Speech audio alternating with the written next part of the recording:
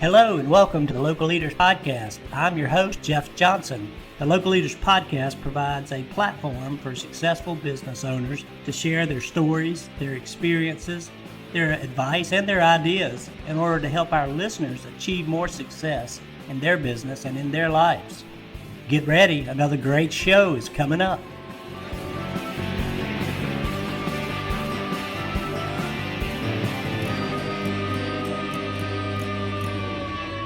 Hey, good morning, everyone. This is Jeff Johnson, your host of the Local Leaders Podcast. And we are really excited today to be talking to Chuck McAuley. And Chuck works with UFG, the United Franchise Group. And I want to welcome you to the show today. Chuck, thanks for being here. Hey, good morning, Jeff. It's a pleasure to be here. Nice to meet you. Well, we are, as I said, we're really excited and thrilled to have you on because UFG Group is today has three different concepts out there. We've got the Great Greek Mediterranean Grill, John Smith Subs, and Graze, Craze, which is a tongue twister. Graze, Craze. Yes, indeed, yeah. So yeah, I'm excited to learn a little bit about each one, and I think I just want to hand it off to you to begin with, and we can start with the Great Greek Mediterranean Grill, and maybe just tell us a little bit about that concept and kind of what you guys are doing with it, and then we'll shift to some of the other ones. Yeah, not a problem. Maybe just for context, UFG or United Franchise Group, we're celebrating 35 years in business. We're a privately held company. We have 9 different brands, including some big brands like Sinorama that folks have probably heard of and fully promoted. But today we're focusing in, as you suggested, Jeff, on the 3 food brands in the food division. So starting with the Great Greek Mediterranean Grill, I really started in Las Vegas several years ago by Nick De La Pena and Trent Jones, a couple of entrepreneurs. Nick more in the kind of technical side of the business, the tech side. Nick is an operator, been involved in the casinos for years in food and beverage. And they purchased an existing restaurant, all authentic recipes from an Armenian family, and really created the Great Greek Mediterranean Grill. And the focus since day one has been fresh, quality, culture, very, very important, fast casual. So it's a fast casual environment, but really that freshness, that authenticity, it's all scratch made. I mean, the recipes are family recipes passed down, lots of them. And as I said, whether it's the hummus, whether it's the tzatziki, everything is made from scratch, and the fresh part is so important. United Franchise Group partnered with the Great Greek several years ago to really push the franchise model across the country, and that has started to gather tremendous tremendous excitement, tremendous speed now. Yes. Right now, I believe in our last press release, we have 151 locations in development or open. And the way we break it down, Jeff, is we have 11 franchise locations right now under the United Franchise Group umbrella. We will open 3 to 6 this year, before the end of this year. And the reason it's a little different is, I'm sure everybody understands that the supply chain is pretty difficult when it comes to equipment, drywall, you name it. But we will open in Charleston, South Carolina. We'll open in Friendswood, which is a suburb of Houston, coming up before the end of the year, Florham Park in New Jersey. So just give you a bit of an idea. We're opening up in markets, California, all across the country. And really over the next few years, there's going to be significant growth for the Great Greek, no question. We have a second component to the Great Greek, what we can call corporate, but that are the stores that are owned by Nick De La Pena and Trent Jones. So they are based in Las Vegas, Nevada. They own the 4 Nevada locations. They're opening, I believe, another couple over the next year in Nevada. And they have a couple of locations in Florida, West Palm Beach and Palm Beach Gardens, which are very close to our office. So they wanted to set up those particular locations in West Palm Beach specifically as a training store down the road. So it's really incredible, Jeff, because having been involved in the restaurant business on and off for a long, long time, about 30 years, what I track and what I look at is the passion of the guests, right? The comments we get with reviews. Reviews is critical for us. We have a review management company that answers all guest reviews. Our new technology for our website is called Pop Menu. So guests can leave testimonials and reviews on the website, but they can review individual menu items, not just the brand itself. And I guess that's what really drives us, the passion. Hey, we're not always going to get it completely right. And if we have an issue with product quality or whatever, we'll fix it. But overwhelmingly, guests tell us they love the food. Some of the comments are crazy. People saying, just like my Nana, or as a different name, Baba in Greece, and when she made the food and it was fantastic, and the Mediterranean value. But it's really about, diet. But it really is about, and everybody will talk about this in the restaurant business, it's the guest experience. And when I look at the Great Greek Mediterranean Grill, I do use the word internally, polished fast casual. And the reason I use polished fast casual is we do one extra step, we clean up the dishes. And who doesn't want the dishes cleaned up, right? I believe it. I clean up the dishes at home all the time. My wife would attest to that because that's just the way I am. But in all seriousness, it's a fast casual atmosphere. You order at the counter, but we've got other mechanisms coming in. We're looking at kiosks now, order from the table and things like that we're going to be doing next year. But you order at the counter, we bring the food to your table, and we clean up the dishes, and we really want that authentic guest experience. So that is a quick snapshot on the Great Greek Mediterranean Grill. Well, that's fantastic. That's a really exciting franchise. And wow, I had no idea that there were quite that many. You said 151 in development or open at the moment. And, I had jotted down the number 28, and I think I just counted the ones I saw on the website. But obviously I was off base.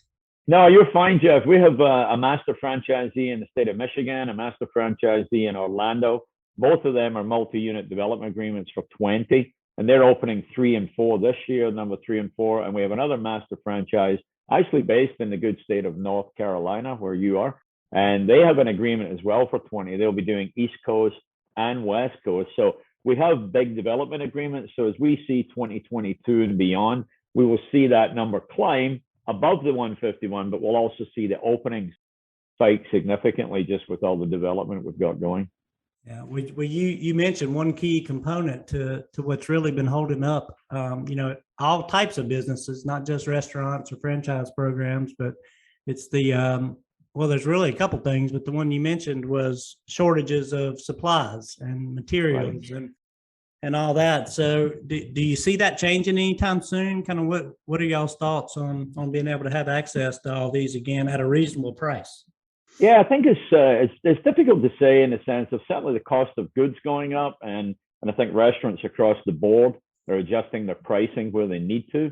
There's no question about that. We don't want to sacrifice the quality, and we won't do that. So we've been very, very diligent, and we're very careful about any price increases. I think as consumers, we're both consumers. Folks listening are consumers.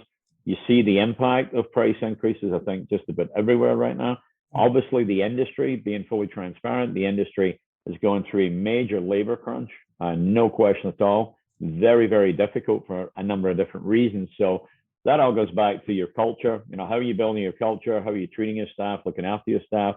You read a lot about that in the industry, brands that have done an exceptional job. I think Nick's leadership, Bob Anderson, our president, our leadership with the franchisees, they've done a great job managing that. So we've been very fortunate from a product standpoint, where we've had to shift. And it's been more paper goods probably than anything else right now when it comes to actually supply shortages. And we just moved to a new supplier, changed some of our designs. But I certainly don't have the crystal ball in the sense of, is this going to ease up over the next 3 months, or is it going to be early 2022? I think the entire industry is facing similar problems.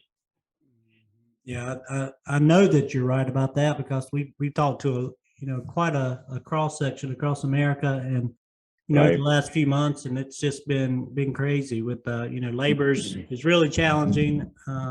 People are having to work shorter schedules, cut out days, in the business for some of the smaller restaurants out there. Pay rates are up. You've got to pay to play these days and to get good people. And as you said, these are all challenges that really are slowing growth across the industry at a time where consumers really want it. Nobody wants to cook and clean up dishes at their house anymore, I think. I think you're absolutely right. I think you're seeing, it's an interesting point, because we all know the boom in delivery. and the Yes. booming to go, people picking up the food, taking it home to go. We've actually seen now over the last few months an increase in dine-in. Where it's been nice. Most of the countries having decent weather right now. Where you get patios, that's definitely a bonus. People like that. But we have seen a rebound in dine-in. I think that folks are, they want community, they want fellowship, a little bit fed up to a degree. They want to get out and have that dining experience and that meal again. But yes, there's no question that a lot of dining at home is a big deal. No question at all. Yes, sir. Well, it's great to kind of hear that you guys are, even as a big company, which UFG Group is, you're a large operation, and just like the small guys, there's labor challenges, and you've got to find a way to do it. What are you guys? And I know you're on the marketing side, but have you been able to come up with any ideas or strategies or things that are working in terms of being able to recruit and retain employees? I think what it boils down is going back and looking at what the team are doing right now. I think it comes back down to the actual environment. It starts with the leadership in the restaurant, right? Yeah. And you've got some long-term employees, which really helps. There's no question. So as you're trying to get new employees in, you're looking for it to be infectious from a culture standpoint. That not only incentivized via wages, but certainly incentivized via contests. So they'll run promotions every so often, whether it's Starbucks gift cards. It used to be movie gift cards, and things like that. Just rewarding the staff with complimentary meals for them and their family and that type of thing too. So that's what's really, really important, and creating that a culture of trying to have some fun while they're executing at the same point in time. So we're looking at there is some different technology out there with mobile apps specifically where staff can track and can get rewarded and things like that. We're going to take a further look at. So yeah. Yeah, well, that's very interesting to hear, and I'm gonna have to check that out myself, because it'd be great to be able to find a way to if not solve, at least mitigate the challenge, right, for everyone. Right. So I love what you guys are doing, and it sounds like it's not slowing you down too much in terms of getting these new locations up and running. Yeah, we've been very fortunate. We have a great team, great real estate construction team. Operations team face the same challenges as any of the other brands out there, but yeah, they're making it happen. Awesome. Well, I appreciate you sharing that, and I'm sure that those challenges also transcend over to the other concepts. Right. But speaking of the other concepts, you want to talk about John Smith Subs? Absolutely. Let me do this. We got to get the background. There you go, a little background change. So John Smith Subs was founded in 1988. John, Jon Smith, is a real person. He moved from Long Island to the West Palm Beach area, and really in Palm Beach County opened a plethora of John Smith Subs shops. His whole secret was back in the day was grilling, made to order fries, and the bomb. Back in the day when it's the bomb, right? When that was a very popular saying. So I like the whole what's old is new, the retro type thing on the bomb and everything else, and really created this honestly like a cult following in the Palm Beach market, and with all his locations. So back in 1997, United Franchise Group, 2017, United Franchise Group made a deal with John Smith Subs to take the brand and franchise it across the United States. Today we have 14 locations open. Clinton Township, I think you and I chatted a bit briefly, in Michigan, will be our next opening coming up at the end of October. We have just over 40 deals right now in the hopper for John Smith. We do operate internationally for both brands, but the Greek is we haven't opened yet. We will.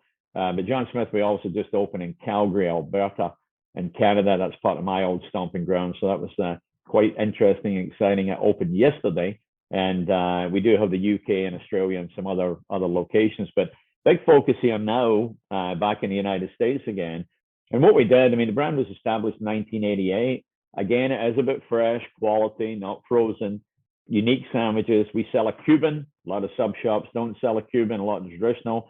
The Reuben, the Gator. So obviously coming out of Florida, the Gator. It's like a swamp sub. It's got everything in it you can imagine, right? Ooey gooey, big overstuffed subs is what it's all about. But we've got our whole line of the good old fresh deli subs as well. And we try to make it unique. We've got local favorites. So we'll add a local favorite depending on the market. Like I lived in Indiana for 3 years, and we actually have a prospective franchisee that looks like they'll come on board for Indiana, where I used to live up in Hamilton County. And you got to have the tenderloin pork. The tenderloin pork sub, fried or grilled, is a must. And we wouldn't even hesitate. We would put that in the market because that's what Hoosiers love.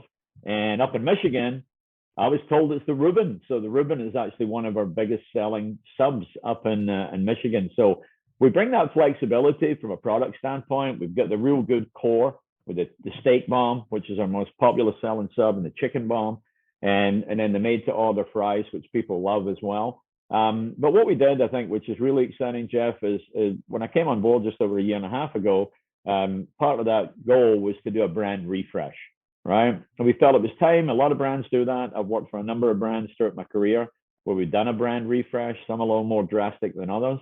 We felt this was a big opportunity to take that heritage. It's all about flavor, adventure, oversized stubs. John was a real character. How do we take that and just move the needle on it? And so what you can see behind me, we launched about 3 months ago now. We're just fine tuning a few things. The stores that have been open, of course, we're giving them elements to rebrand. The Calgary store in Canada, and certainly Clinton Township, will be the first US store fully rebranded. And just got really excited about it. Our CEO, Ray Titus, really challenged us to make it local. And we wanted to be local. We want to be the world's most loved local sub shop, right? So we did a lot of research and we came back with love local, eat delicious. And we were very intentional in that as well, because when we look at the category, a lot of formidable competitors in the category, nobody was really using the word delicious. So love local, eat delicious is kind of our tagline, emotional anchor, founded in 1988. We think that's important. Contemporary cool is kind of the way we've designed it right now. So we've really raised the bar significantly. The response from the existing franchisees and new prospects has been incredible. They just love the look and the feel of the brand. And we've got a lot of different elements we've introduced at the same point in time. And then just to take it one step further, to really try and differentiate and cut through the clutter, in the spirit of John Smith subs, our campaign line is bring your big mouth. So bring your big mouth to John Smith subs. John was very outspoken, very irreverent. We know there's a double entendre there, because bring your big mouth is the big overstuffed subs. And that's what it's all about. It's indulging, no question. And then bring your big mouth is just having some fun and maybe being a little irreverent. So our rewards program, we've called it BYBM rewards. So bring your big mouth rewards, as we develop that over the next little while. So certainly, compared to the Great Greek is some formidable competition. Competition is great. I mean, anybody's a competitor really these days in the restaurant industry. In the sub sandwich category, it is significantly different. And so we feel we've got a really good brand refresh now to take the brand to big places over the next 5 years or so. Yeah, that's awesome. And you can tell you're a marketeer, my friend, just from listening to you talk and kind of the way you share the story. And I really love learning about John Smith, for example, and who would have known, or I didn't know that was a real person. And right. You guys have brought his character and his spirit, I guess, into the business. Right. So that's really, really cool, and congratulate you on doing this refresh. And it sounds like it's going famously. It's going well. No, I appreciate that. Thank you. Yeah, no, it's an amazing story, and I'm making you talk a lot here, and trying to switch gears on you. But let me just ask you this one question: Is there a difference in the challenges at all between John Smith and the Great Greek? That's a great question. I really think it is. I mean, I think there's more intensity. What do you call it, in the back of the house for the Great Greek? It's a much bigger menu, more intense when it comes to prep, because it is made from scratch, right? And even though John Smith subs, it is fresh as you go, and there is a grill involved. Typically, John Smith will attract a younger demographic in the sense of staffing, just because it is quick service, QSR, like quick service restaurant, whereas fast casual is a wee bit different. So the big difference is really the back of the house. front of the house is all about guest service. It's that experience at the POS or the register, right? It's about who's cleaning up the tables, who's friendly, and who's cooking. But the back of the house is the bigger challenge at the Great Greek, because you really need that higher level of experience when it comes to cooking. Yeah, well, that makes sense now that you mentioned that. It's definitely menu driven, and you gotta step up a notch in the kitchen for the Great Greek to be able to pull off all those menu items. And again, not that anyone can make a sub, because that's not the case, but it isn't quite as intense. I love that word, as the other. So let's switch gears again. Let's talk about Great Craze and just wear you out while we've got you. No, you're fine. So I'll do my obligatory background change. This is Graze Craze as we pop it up. I'll give you a background on Graze Craze. Graze Craze was founded in Oklahoma City by Kerry Sylvester and J.A. Jenkins. So they are the founders of Graze Craze. Phenomenal people. Kerry, get into the whole charcuterie craze, if you will, by just kind of doing it herself and starting to build the business. And they opened their first locations in April of 2020.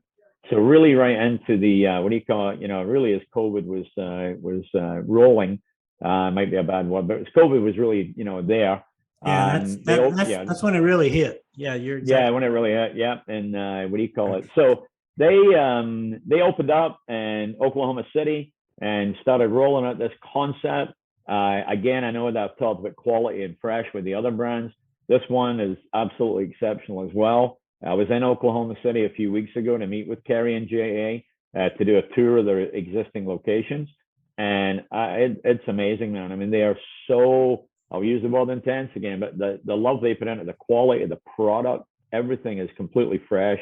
The fruit, the veggies, the meats are incredible. The cheeses, they make their own jams, their own hummus, their own spicy honey, which is phenomenal. So naturally, I got a real good little feast when I was there that day. And they just put together. They took a trend, charcuterie from the French. That trend was really moving, driven by millennials, based on all the research it tells you, right? Millennials grazing and snacking, and they want to try new experiences, social eating. The grocery stores, of course, DIY. A lot of it do it yourself, pick it up, assemble it, and do it yourself. That whole craze was moving, and they launched Graze Craze, and off they went. They more recently opened in Florida Keys. So they opened that in the Florida Keys for a number of different reasons, but that location has been incredible. So United Franchise Group and Kerry and JA came to an agreement several months ago to launch franchises across the United States. So United Franchise Group, we have 32 states. Kerry and JA have 18 states. So we're going to share responsibilities back and forth. They will be selling franchises within their territory. We will do the same thing. We'll be collaborating extensively. We did launch a new website just a few weeks ago now, 3 or 4 weeks ago now, using the same technology as the other brands, Pop Menu. Get some really good quick feedback from guests as we start to ramp that up right now. They are opening in Oklahoma City. I believe it's Bixby, Oklahoma. Should be opening any day now. And we are looking at late October, I believe, early November should be our first franchise location. We are really, really bullish on this brand. We feel that what we have, Jeff, is we have discovery days, which most brands that sell franchises do. And we have prospects either come into West Palm Beach, or of course, a lot of it's, virtual these days. It has been for a long time. Yes. And the response on the brand is absolutely incredible.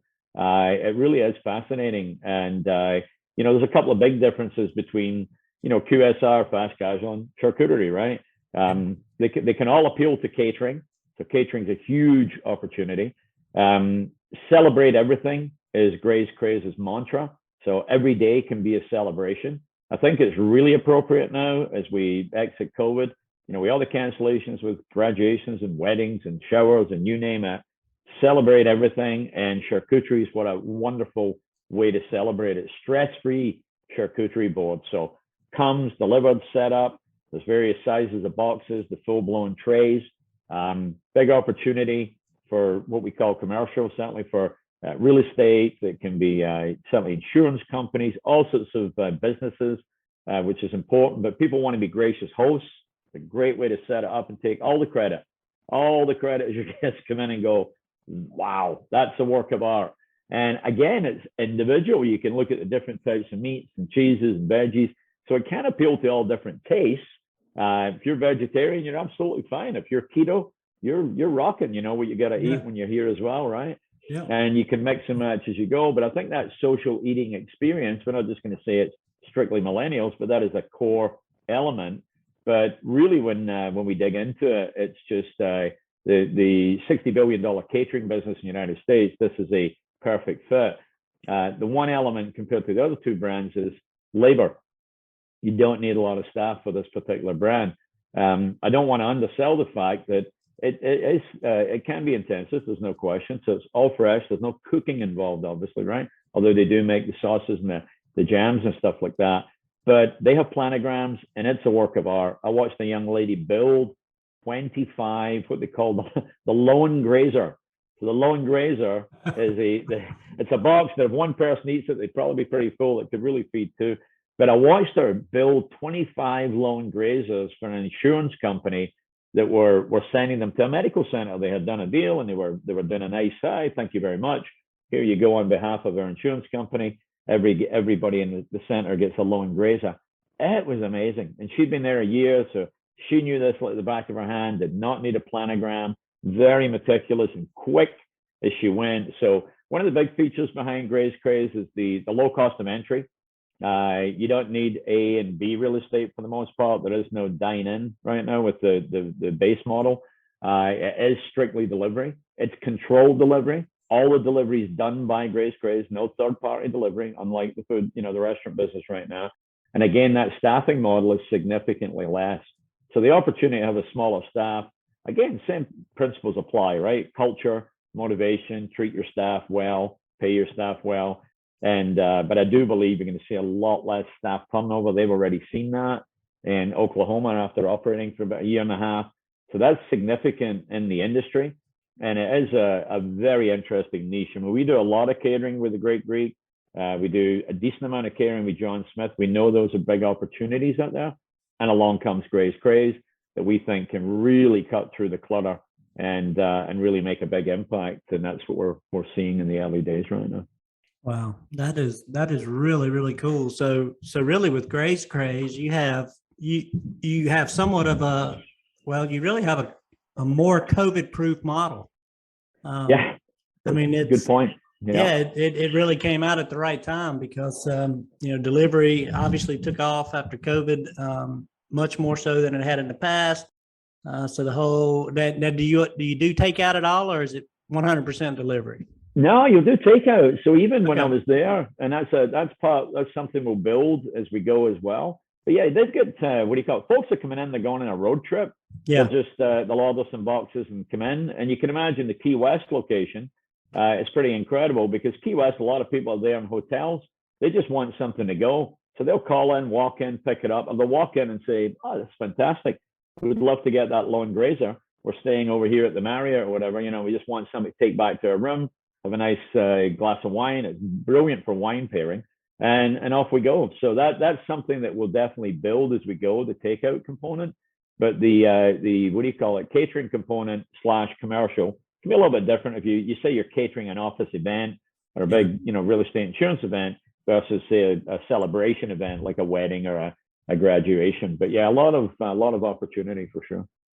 Yeah, that's really cool, and I can see that in Key West, and heck, you might even want to take it to the beach or take it to the pool or we were just down in Florida a couple of weeks ago, and that would have been awesome. We weren't in Key West, so we were in the wrong spot, but hopefully the spread will just go viral, and we'll start seeing Crazes pop up all over the country. That's what we're planning on. That's what we're hoping. And as I said, the momentum for this particular brand, I don't have hard numbers on me right now, but the momentum has been incredible. So it's really exciting times. Yes, sir. Well, since you're a marketing professional, if you wouldn't mind, I'd love to just ask you a little bit about, and I don't know if your marketing strategy, your plan, the tactics that you're using, are they are they very similar across the brands, or is there a lot of different? Right, that's a great question. I mean, I think that when you look at the technology component, online ordering or mobile apps are for great for John Smith and the Great Greek. A lot of that is similar. There's no question when it comes to technology. So you have to have try and really have the best digital experience. We have a number of different platforms we use as well. And then you really have to have the best guest experience in store. So you're always trying to balance that as you go. Craze is going to be a little bit different, of course, because you don't really have that in-store experience like you do. Does Craze need a mobile app? Possibly not. I think a really good mobile experience and the web may be the right way to go. Rewards and loyalty, they do have a rewards and loyalty program for Craze for their commercial division right now. So as the frequency with guests, that would be something we'd like to look at, because obviously a lot more frequency in QSR and fast casual drives that loyalty component on a regular basis. So, but we have some really, we have some anchor marketing partners that we use across the board. Pop Menu is our website developer now. And I think I mentioned that briefly. Yep. A little bit of a plug for them, but each individual menu item has its own URL. So you can interact with that menu item and the guest can leave a review. And we're finding that about 90% of those reviews are not on social media right now. So there's an opportunity to push that. These are guests that are just participating in your website and leaving you testimonials. And that really drives your Google My Business, right? Your Google bots are looking for content, stuff like that. So that's consistent across the three. We have a fabulous PR firm. So when we do a grand opening and do a launch, it's all about that local press release, local media. Can you get the TV exposure perhaps? It was a little different during COVID. But certainly your influencers, right? Key to get your influencers out there, especially Instagram, of course, right? All three brands can benefit. Craze in particular, very Instagrammable, no doubt about that. We have another marketing partner called Field Day. And Field Day is a combination of actual brand ambassadors that go out on behalf of the brand, like the good old street teams, and they go out, they respect non-solicitation, and they go out and they interact with people in all different businesses. And then they actually have it's like a catering call center. It's almost like a virtual catering manager program. And they call on behalf of the brand. Very professional, not a cold call, just an introduction. And we do that in waves as we open and we plan that. And then we have a virtual catering manager program that we're launching. And then last but not least, we have our social digital, reputation agency. So the reputation management piece is critical. Got to answer all reviews, every single review, answer them. If you get a negative one, take it offline and deal with that.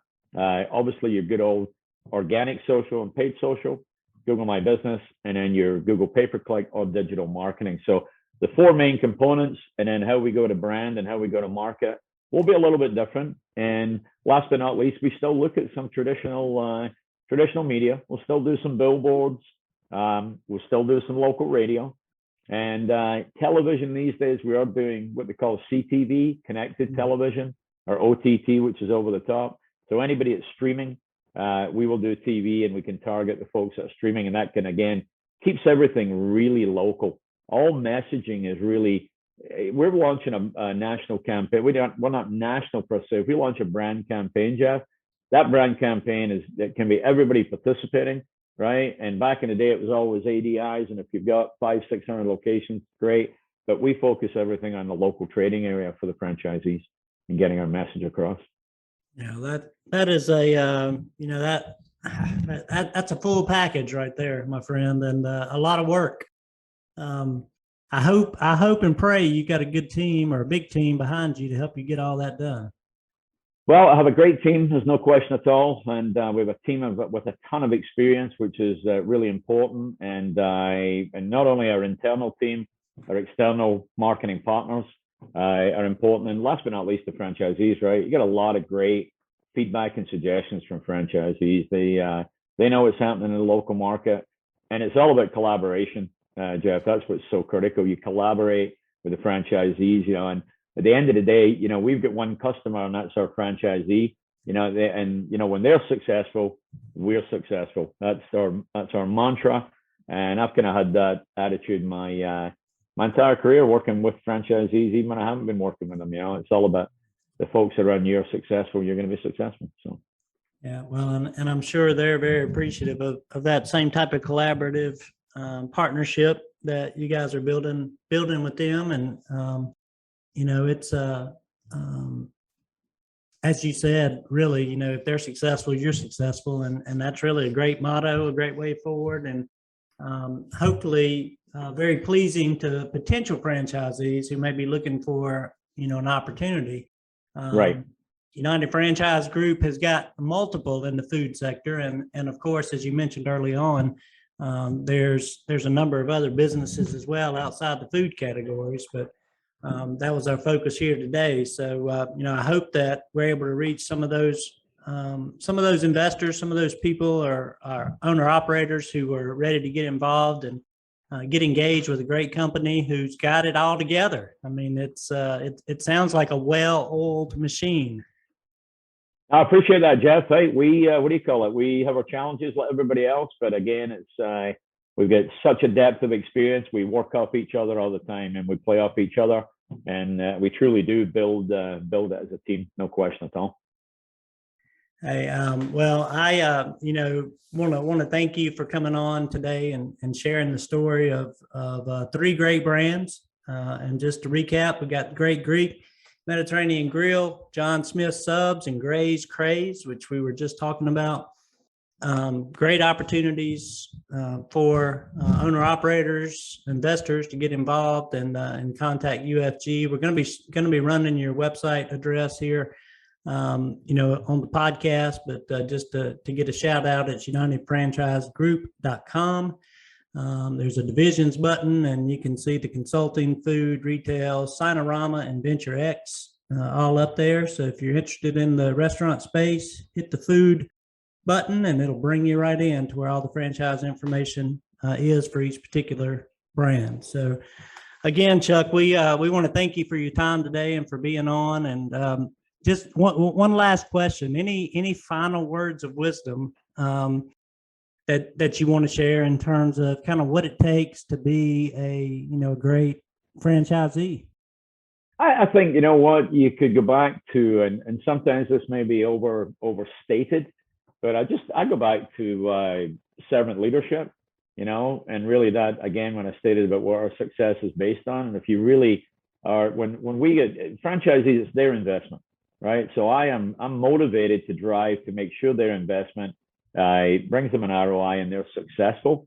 And that's really what it's all about. You know, from a franchise perspective, they really have to have a passion, which, you know, for the restaurant industry, the food service industry, they got that passion for people and that passion for the restaurant industry, then it can be a win-win as we combine our efforts. Or we've got some franchisees who have hired some really, really good operators. And they've got some great operators that they're the front person, the front man or the front woman of their business. And again, that's a critical component. So you've got investors that own it, don't run it. The people that run it are passionate, love the restaurant business, and can make a huge impact. And I call it, Jeff, personalizing the brand. So personalizing the brand, put a face to the name of the brand, whatever you are, whatever you're operating.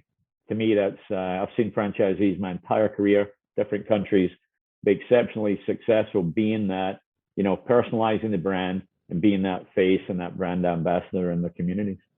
Yeah, and I think you're exactly right. And you know, I was just thinking as you were speaking too, you know, the options out there are to create your own brand and start up something fresh, or invest in a turnkey solution. And right. I'm really thinking, you know, on my side, investing in that solution where all the kinks are worked out and it's efficient and effective. You know, that's 90% of the hard work of the startup. You know, when you're pulling it off from scratch, there's a lot of building to it, where you guys, you know, have already done that work. So another advantage for franchise. Absolutely, no question at all. And you nailed it for sure. Yes, sir. Yes, sir. Well, again, I'm going to wrap this thing up because you've given us so much to think about that our heads are spinning just a little bit, and I appreciate it though. I love the fact that you've got such a grip, such a handle, such an understanding, of what the brands are all about, and are able to tell that story. And I'm sure it's coming out for each brand in all the work that you guys on the marketing side are doing to promote it. So great job. And thank you again for taking time to share those stories here with us today. No, thanks for having me, Jeff. It's a pleasure to meet you virtually. Yes, maybe sir. one day we'll meet, because I know we're neighbors. I'm up in Virginia. You're in North Carolina. So yes, sir. It's been a pleasure. Thanks for having me today, and thanks for indulging me. Appreciate it. Yeah, no. It's our pleasure. And thank you for sharing all that you did. And for all our listeners, we appreciate you joining us today. Again, we've got Chuck McAuley with us from United Franchise Group, and hope you enjoy this particular podcast, and stay tuned and come back for other episodes of the Local Leaders Podcast. Thank you.